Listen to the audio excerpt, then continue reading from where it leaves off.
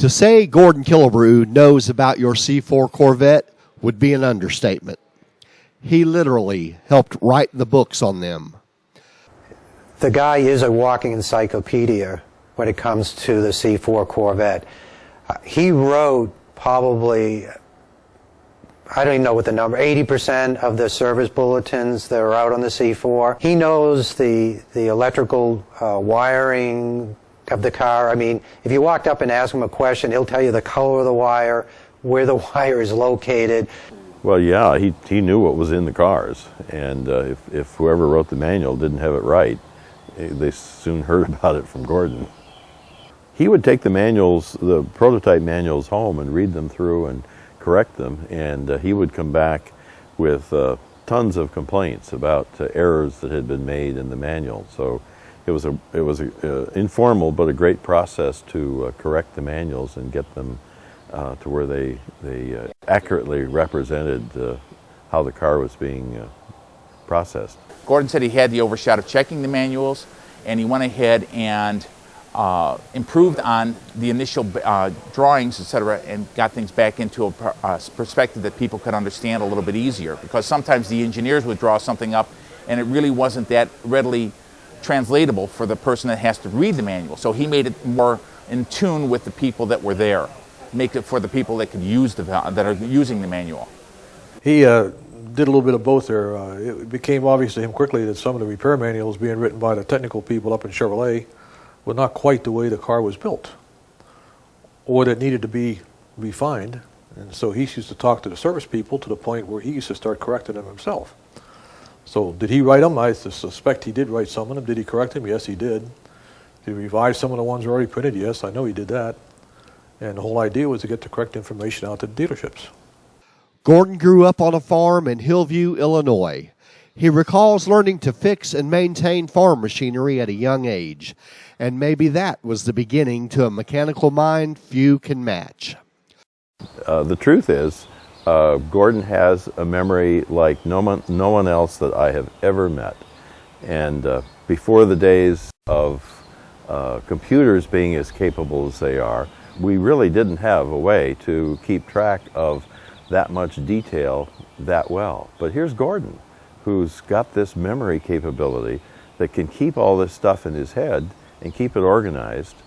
And so in effect we had a high-powered computer operating in the field service activity at Corvette long before those computers became readily available to us as silicone-based computers. This was the Gordon Killebrew computer. Gordon was their computer. He was the living entity of a computer. Gordon has got a remarkable recollection of wiring, I would say almost to the extreme of a photographic memory, where you could sit there and he could tell you where the wire goes, how far it goes, what the dimensions are, where it feeds to, and tell you where the jump points are, where if something's broken, he could approximate where it's broken at and be able to repair it almost immediately. He had the ability to remember small, minute details of the repair of the car that a lot of people have long forgotten. For Gordon to be able to remember all the connectors and the wires and the colors and the functions and all, he's got to have a photographic mind. I mean, he's an absolute genius. I mean, he comes up with stuff I couldn't possibly remember. And after he got up in the Action Center, what really impressed me was I discovered he had what I refer to as a photographic mind. Gordon's ability to know if something was right after seeing it just one time even played over into his personal life. Well, we met on the blind date, and 27 days later we got married. He asked me on Monday, and then on Friday we were out on a business thing and start getting the car and leave, and he said, let's just go up to Springfield. That's Springfield, Tennessee. At the time, it's the only place you could get married in one day because you had to have a blood test. And most of them took 3 days to do it. And I said, I don't know about this. It's a little bit too soon, too fast, you know. And all the time I'm driving, heading towards Springfield. Well, I had a pocketbook. It was like a wooden box, and it opened two-sided. One side was filled up with inserts for rings. had 30 rings in it. So I just opened up my pocketbook, pulled out a ring. It looked like a wedding band, and put it on. And that was my wedding ring until I started all the gold coming off of it, and I put it in the scrapbook then. Gordon began at the Chevrolet Corvette plant in St. Louis on September 19, 1963, and 30 years later he retired. But retirement only opened a new chapter to Gordon's Corvette services. He retired in '93. The school, he started building the school about '95, started working on it, and then it was finished, and we had our first class in October '97. Number one has been there is Dave McLellan, and Gordon really enjoyed, he was really hyped up on having him there, because here Dave was his boss, now Gordon is teaching him. And there was about 4 others in the class that wanted to be in the class with it when Dave was there. I've also taken Gordon's school. He does a C4 school and a ZR1 version of that school. And I've taken the ZR1 version of that school. And it teaches you to service your car electrically, of course. That's the purpose of the course. But more than anything else, it teaches you that the expertise on C4 and ZR1 electricals resides with Gordon Killebrew, and that if you've got a problem, the first thing you ought to do is call Gordon, because he's going to, even if you've had the school, he's still going to know more about it than you could hope to know in a lifetime. Gordon, of course, always handled electrical. He's one of the few men that I can recall that had memorized the circuit numbers and the color of the wires for the various components of the car. I can't do that, and I'm not sure many people in this room can. But Gordon had that memorized. That would be a very true statement, because, as I said, Gordon has, it's almost as though he's got the blueprints of the wiring harnesses in his head, and he can look at a vehicle, look under the dashboard, and locate that precise wire in just a matter of moments, and be able to splice it, fix it, repair it, patch it, whatever is necessary. I don't know if you've ever seen any of the photographs, but the majority of the photographs you see of Gordon, all you ever see is his pant legs. You never see his face. Gordon, he's always bent over a car, under a dashboard, under a floor, under an exhaust system. You rarely ever see his face. I mean, the best photograph you could ever see of Gordon is his 2 pant legs, and you see hands flailing, but you never see the face. With all of this knowledge and his school well established, Gordon felt the next thing to do would be to take his school to some of the other Corvette shows around the nation.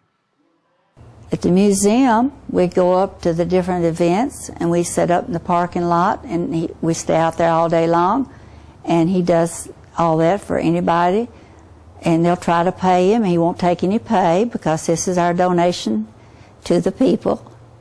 He really does like the Corvette as well as the Corvette family that goes with it.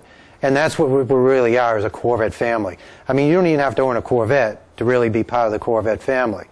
It's what's inside here that makes you a Corvette person or part of that Corvette family. It's like a big family reunion, because we get to know the vendors, you get to know the show promoters, and then you learn to meet all the owners. You get to know them. We've met some, became real close friends with them. We've gone all the way to Wisconsin and visited with some of them, stayed in their homes.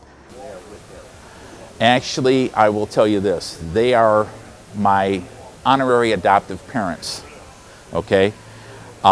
In that fact that Chris has been his true cheerleader, has been there through the thick and the thin, and watched, you know, this whole thing evolve. And I think they make a great team. I think they complement one another, because where Gordon has the technical knowledge, Chris has the personality and the personal touch. Well, she's behind the scenes, but I'm sure she's a major support, and she keeps it all running. She's the prime mover in that group. She sets up the shows and the tables, and really supports Gordon. They're just a wonderful couple, wonderful people to know and to deal with. Gordon says that he couldn't do it without me. So he came in later with flowers for me, and on the card he had written that there should be a Hall of Fame for vet wives.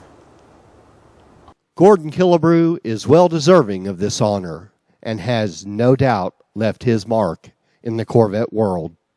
Gordon's a legend. I mean, when it comes to C4s, he's an absolutely legend as far as that goes. His seminars that he gives have been nothing but expanding on a daily basis, and you're getting these new generation of people that have never owned Corvettes before now coming out and working with Gordon and finding out his school is available, his expertise is available, and here's a man who knows these cars inside and out. And guys like Gordon are an asset everywhere. His reputation precedes him everywhere, plus having all this other backing him up from people that have known him all these years. And Gordon can talk to anybody, one person to how many ever you want to put in front of him, it doesn't bother him. And he loves it. He loves Corvette. And he loves to fix the cars and make the customers happy and keep that car running.